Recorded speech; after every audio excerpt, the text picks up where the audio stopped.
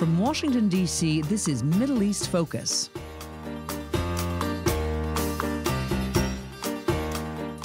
Hello, and welcome to Middle East Focus, a weekly podcast on regional affairs and U.S. policy, produced by the Middle East Institute in Washington, D.C. I'm Mohammed Mahmoud, Senior Fellow at MEI and the Director of the Climate and Water Program. On today's program, we'll be discussing the Bonn Climate Change Conference that recently took place in Bonn, Germany, from June 5th to June 15th. This year's Bonn Climate Conference builds on the mandates that emerged from COP27 in Egypt last year by hosting a number of events and discussions revolving around important climate issues such as the global goal on adaptation, the global stocktake, climate loss and damage, and mitigation. Progress on these topics at the Bonn Conference is intended to translate into potential draft decisions to be adopted in the subsequent COP meeting. Thus, the follow-up to the Bonn Conference is the COP28 Climate Change Conference, scheduled to take place in the UAE from November 30th to December 12th. Today, we'll be delving into the details of the Bonn Conference, how it may have shaped the climate change agenda moving forward for the region, and any major takeaways and outcomes of note. On this episode, I'll be talking to Athra Khamis and Neeshad Shafi, two of MEI's non-resident scholars in the Climate and Water Program, about this event. Athra Khamis is currently a climate change analyst with the UAE's Ministry of Climate Change and Environment. Her areas of expertise include climate change scenarios, water resource analysis, environmental ecosystems, and sustainability. Athra was a research assistant at both Khalifa University and the University of Sharjah. One of her prominent research projects looked at the effect of climate change on drought, using temperature and precipitation indices to assess drought and its effects as a means to motivate policy development. Athra has been a member of the United People Group, the Future Sustainability Leaders Program at Masdar City, and youth forums at the International Renewable Energy Agency in the UAE. And one of the more interesting things about Athra that we actually had discussed in the previous podcast episode is that she ventured forth to Antarctica as part of an expedition and shared her perspectives there. Neeshad Shafi is an active civil society member with a prominent presence at international climate summits, such as the COP meetings, emphasizing the role of youth and NGOs for climate action. He was named in the Apolitical's list of the 100 most influential people in climate policy in both 2019 and 2022, and also the Middle East's most creative people in 2023 in the category of Saving the Planet by the Fast Company. Neeshad is currently the co-founder and executive director at the Arab Youth Climate Movement Qatar, a board member at Climate Action Network Arab World, and UNESCO Youth Climate Action Network and UN Environmental Program Youth Regional Facilitator for the Middle East. Welcome to the podcast, Athra and Neeshad. Thank you, Dr. Mohammed. Thank you very much for the nice introduction, and it's a pleasure to be here with you today and Neeshad.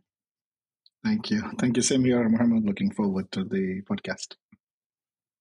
Excellent. Well, let's not waste any more time and dive right into some of the questions I had for you as it relates to the Bonn Conference. So you both attended this year's Bonn Conference in early June. And just for us to set the context for our audience and from your point of view, can you tell us in what role and capacity you both attended the meeting? And I thought maybe we'll start with you and Neeshad, you can follow up. Sure. As I'm working with the Minister of Climate Change and Environment in the United Arab Emirates, I was part of the UAE delegation, and I was a negotiator on the topic of transparency. Well, I joined as a civil society member representing Climate Action Network Arab World, basically looking at the negotiation and following up, especially on Article 6 implementation and mitigation and loss and damage. So these are the key areas I've been following up at this piece. Great. So knowing how you engaged at the meeting or the conference, let's talk about sort of the basics of the conference itself. And this is also, again, for our listeners who aren't familiar with what is the Bonn Conference. Can you explain and tell us a little bit more about, just generally speaking, the structure of the meeting and its broad significance, especially as we look ahead to COP28 in the UAE later this year? And Neeshad, if you could give us your thoughts on the structure of the meeting itself first. Well, the SB meeting, which is normally includes both subsidiary meeting, which happens ahead of the COP summits annually. SB is also known as the Mid Climate Conference or Bonn Climate Conference, which actually sets the level ground before we reach out to the main conference. The structure is mostly on negotiations to put the pieces ahead of the COP, making sure that whatever needs to be an agenda or the text has to be partially agreed or to be on the agreements before we go to COP. Obviously, 2 weeks of COP really doesn't cover many aspects. So what basically SB does is trying to bring those important topics onto the text before we end up into COP summit yearly. And this year was no different.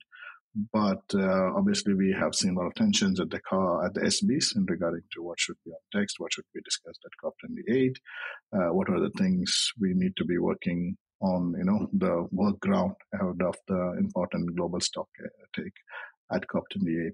So, at the bottom line, SB is basically a precursor or a jumpstart before you reach out to COP28. Athra, did you want to add to that from your perspective on the purpose and structure of the meeting? Sure. So I would add on what Nishad have mentioned that we do have the two subsidiary bodies under the Paris Agreement, SABISTA and SBI, on scientific and technological advice, and then the SBI, which is the subsidiary body on the implementation that assess COP and reviewing the effective implementation of the convention. So it is an annual meeting that takes place between COPs to discuss, negotiate, and decide on the previous COP outcomes, and then look forward into how and what to take and negotiate towards the coming COP. Great. So as we incrementally try to unpack the Bonn Conference, and we're going to go into the very specific things that happened this year that have consequence for the region in COP28 and our follow-up questions. But my next question, just sort of as we slowly unpack what the conference means, this particular conference, what did you, as both being attendees, what were some of the general highlights of attending the conference that you found interesting and useful? Not necessarily the specific progress or maybe lack of progress in areas. We'll talk about that momentarily, but just some sort of broad, high-level things that you thought were interesting about the meeting itself as attendees. And Ada, if you could offer your perspective first, that would be great. The most interesting thing and useful thing I would recall is networking. So at Bonn, we tend to meet a lot of people from different nations. We tend to make a lot of friends, get to know our counterparties from all over the world. So it's not like we have a lot of time there to get to know people, but we try to make the most out of it, to communicate, understand the concerns better from different perspectives, aiming to find common grounds between parties. It's really magnificent that the whole world is gathered having the same goal. So it's worth also mentioning that some of the mandated and the side events organized by different organizations and NGOs to educate participants, update them on the observed facts, states of climate, latest tools and softwares available, share knowledge and build capacity. So those are the main takeaways and highlights for me. Neeshad? Well, I mean, I will jump into that. Obviously, a lot of networking opportunities, but within a very stipulated time, most of the discussion happens outside the venue of the Bonn Conference place, at least at the dinners and the late night dinners, especially. The biggest fact is you get to one-on-one meet a lot of experts to get the reviews, especially from a civil society point of view. You get to know people from different indigenous groups, different youth groups who have been virtually commuting. Now you get a chance to meet them in person, share ideas, and also a large participation of youth community has been seen at SBs this time, unlike in the past, and also youth from the Arab region was also very much represented at this SBs. Overall, I mean, my takeaway is a lot of new connection, a lot of I can see a lot of new bloods in the summit, so it's quite promising. Yeah. Okay, so now we got to get to the meat of the Bonn Conference, and I wanted to talk about since you both were there and were quite engaged, what was for this year's particular meeting. Can you share with us what you thought were actually, when it was all said and done, the whole time you were there, and by the time the meeting ended, looking back, what did you think were considerably major outcomes that occurred, certainly maybe over the course of the meeting that occurred earlier, but a lot of times these meetings, things don't really get cooking until the very end in terms of major outcomes. But from your perspective, what were some of the major outcomes that came out of this specific meeting for this year that has consequence moving forward, and maybe even consequence for the COP28 meeting, since this, what happens at this meeting, as you both said, tends to feed into COP28. And Ada, maybe we'll start with you on this question, on what you thought were major outcomes. Um, Overall, I would say we witnessed positive outcome, specifically that we had the third and the last global stocktake GST technical dialogue, where parties provided their reflections on what GST discussion should look like at the climate talks will be held in Dubai. So it was kind of a dynamic discussion on whether or not to include the pre-2020 gap assessment. We had positive outcomes when it comes to technology and capacity building, and the big news of reaching consensus and carbon market and CDM, clean development mechanism. And I bet that Neeshad is really excited about it, and perhaps you want to elaborate more about it later on. Yeah, absolutely. I'll start from Athra stopped. Definitely the discussion on migrating CDM to Article 6.4 and 6.2. A lot of discussions on the technicalities, but implementation is still pushed forward to COP28. Ideally, I think my better news would be coming at COP28 in regards to Article 6 as such. Even there was more discussion on how technicalities to use the existing funds from the CDM towards the new 6.4 implementation under the Paris Agreement. Bottom line, one of the critical issues was there was a large divide in terms of not having mitigation agenda put forward for COP28. There was largely discussion was around renewable energy, energy efficiency, and electric grids, but critically no huge discussion around fossil fuel phase out.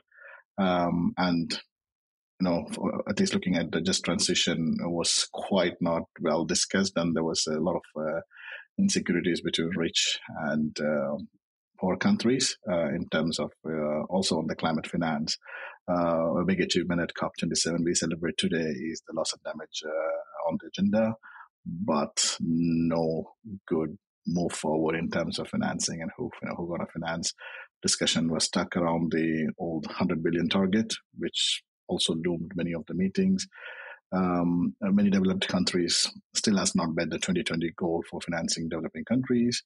While we are now discussing about loss and damage funds, where the funds would come from, some of the discussions that adaptation funds or carbon funds has to be streamlined towards supporting countries to adapt to climate impacts.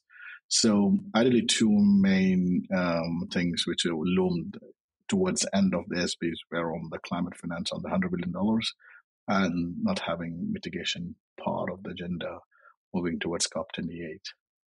So I'm glad you started to say that, Neeshad, because you're starting to answer the question that I had, but I'll ask it anyway, just to be comprehensive in case other things you may have missed, and also to give Ada a chance to jump in. But I'll ask it to you first, Neeshad, which was essentially the flip side to my previous question, which is and you began to answer, which is what were you hoping to see take place in terms of progress that didn't happen in the meeting? And you had mentioned a few things just now in your comments, but I'll prompt it to you again, just in case you wanted to add something else, and then Ada can jump in when you're done.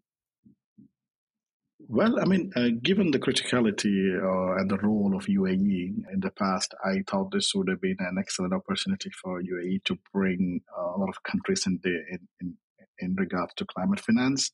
Because again, we are having a COP in a rich country, and I thought that the whole presidency would be really pushing at the SBs also to bring consents between rich countries to put more funds on the there's a lot of calls. We need money on the box. It cannot be just words of. So there's a lot of confrontation on this regard. So given that UAE has a great role, I believe, in terms of supporting a lot of least developed countries through not only individually supporting through funding, but also bringing those countries from the global north through their, diplomatic relationship, and their presidency has been quite active in the global north, meeting different country leaders. So what we, as a lot and large as a civil society, was expected that we will have a good progress on the climate funds, which is something very critical at this point of time. Even the discussion marginalized some of the developing countries in regards to bringing funds to take care of any adaptation or mitigation requests in LDC countries or least developed countries. That was not seen. Well, of course, UAE was super pushing at the agenda to, especially on technologies and how we can advance in terms of technologies, and how we can prioritize that as COP28, which is very, very welcoming. But how do you achieve this through some of the countries which don't have that economic tool to take action in terms of mitigating? So again, significant burden goes back to developing countries for whom financing is already a challenge. So this was something I expected UAE to be proactively engaged with developing countries in terms of getting the global north towards global south in terms of funding, and try to reduce the sort of rift which we call at the summit, which happens quite on the mitigation. I think UAE also has a great opportunity to show their leadership in terms of climate action, in pushing out why mitigation is important. I believe this transition is the right way moving forward to any country, no matter it is in the region or beyond. So even on the mitigation aspect, there were quite a bit shaky comments. So I believe UAE still has a interestingly great potential role in bringing those two critical agendas which was left out from SBs, one on climate finance and on mitigation at COP28. And that would be a big win for UAE as COP28 will come to an end later end of December. I couldn't agree more, Nishad. So we all were hoping to see more agreement on the mitigation work program. Unfortunately, the Sharm el-Sheikh Mitigation Ambition and Implementation Program wasn't adopted in the agenda during Bonn. So we wanted to see more on the implementation of mitigation.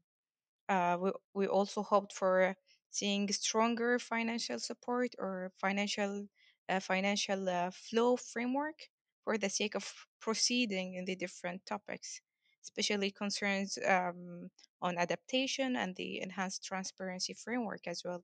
So we saw a lot of progress and different in terms of tool development and etc. But again, delivery of those tools all subjected to the availability of funds and financial flow.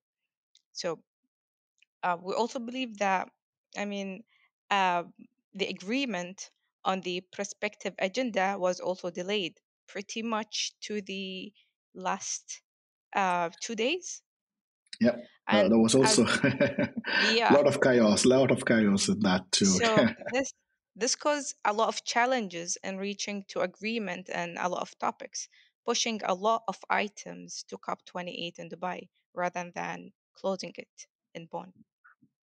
Yeah, I mean, I'll just begin where Athra shop. I mean, there was a high tension in the very beginning of the summit, where the agenda for the talks were not ready until the day, 2 days before the sessions, and that was really seen at the plenary and some of the walkouts from some of the country negotiators. So I mean, this also go to the secretariat at the NAFCCC to be more proactive when it comes to making sure that agenda are agreed much ahead of the discussion dates. So there was quite a discussion, and some of the sessions we did see challenge from the secretariat itself to answer many of the questions from the parties. So obviously, this requires a collective work, even at the Secretariat and with the presidency working together from the previous one to the new one.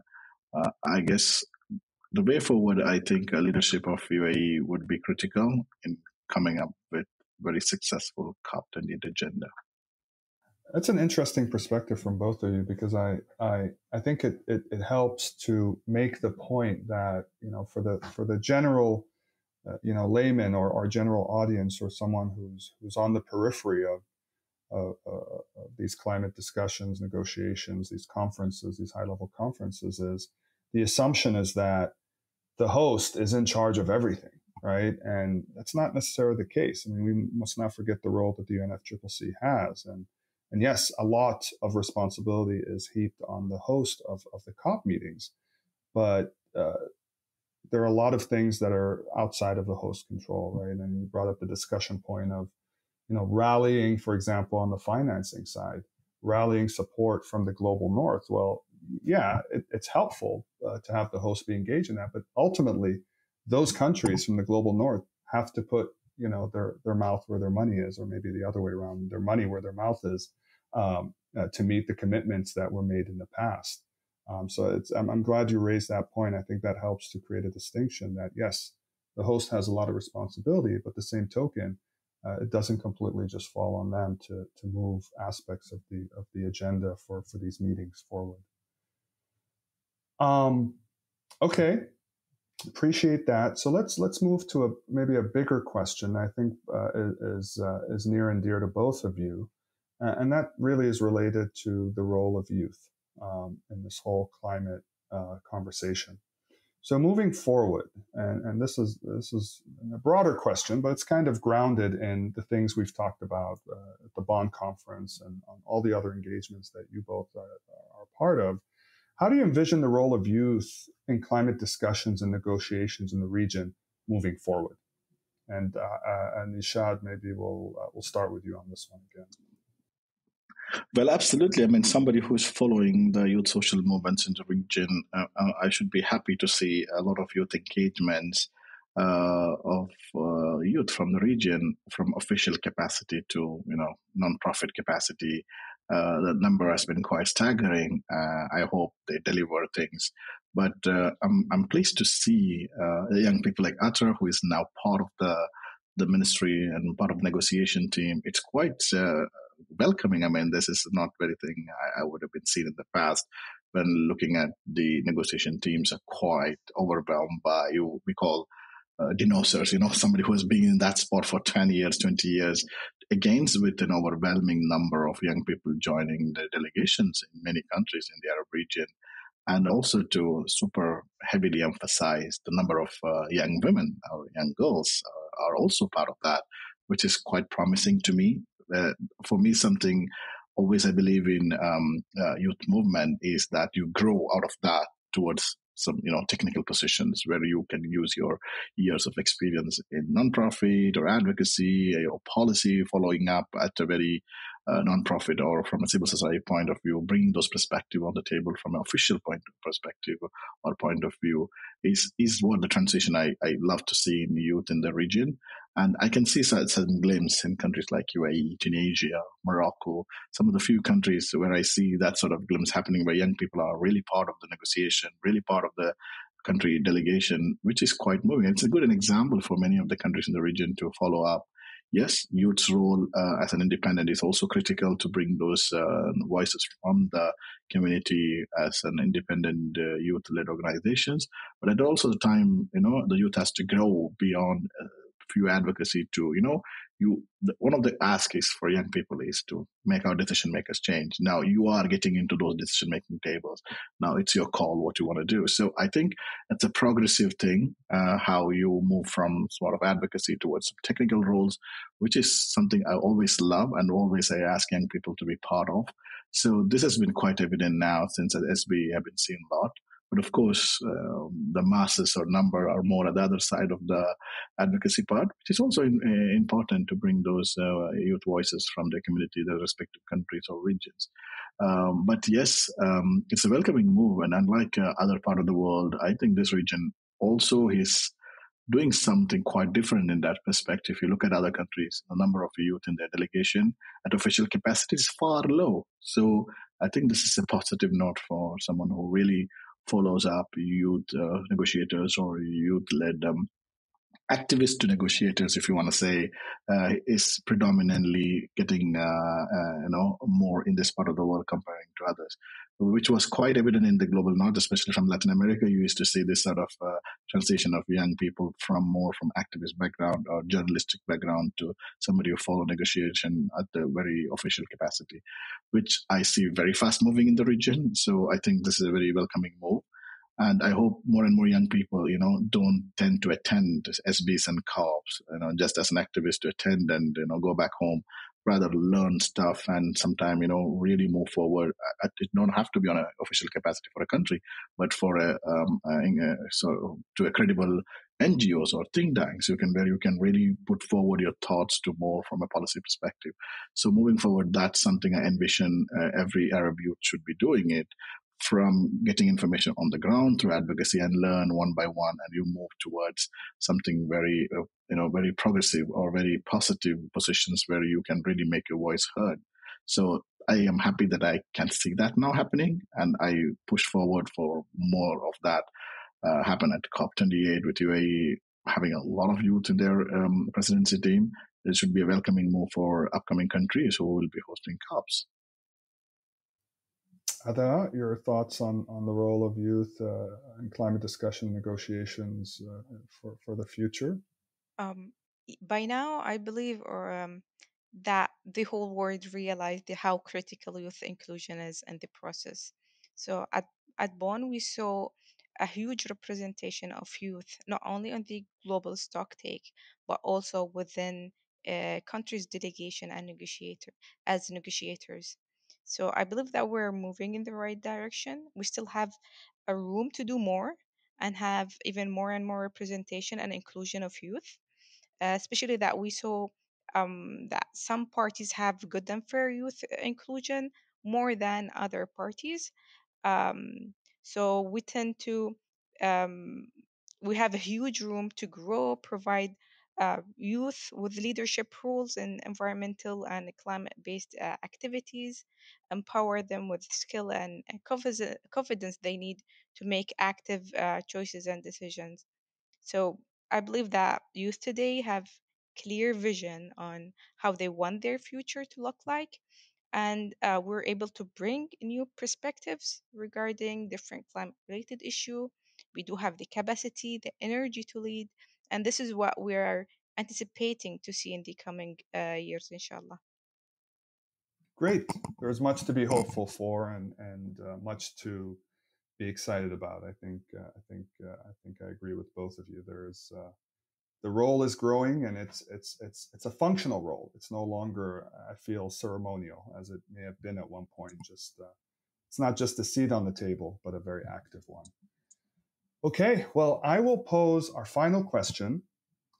And now that we've dissected the Bonn Conference, we've talked about some of the things that happened and some of the things to think more deeply about. Let's shift our sights now forward towards COP28. And we understand that the Bonn Conference was the halfway point between the previous COP meeting in Egypt, COP27, and then COP28 in the UAE later this year. So, based on everything we talked about, based on how the Bonn Conference unfolded, what do you anticipate being prominent topics of discussion and action at COP28? And you've answered some of this, but I want you to kind of bring it together as part of your final thoughts. And I'll pose this question to you first. All right. So, as Dr. Sultan Al Jaber said at Bonn, COP28 will be a laser focused on concrete and ambitious solution that will allow us bridge the gaps by 2030.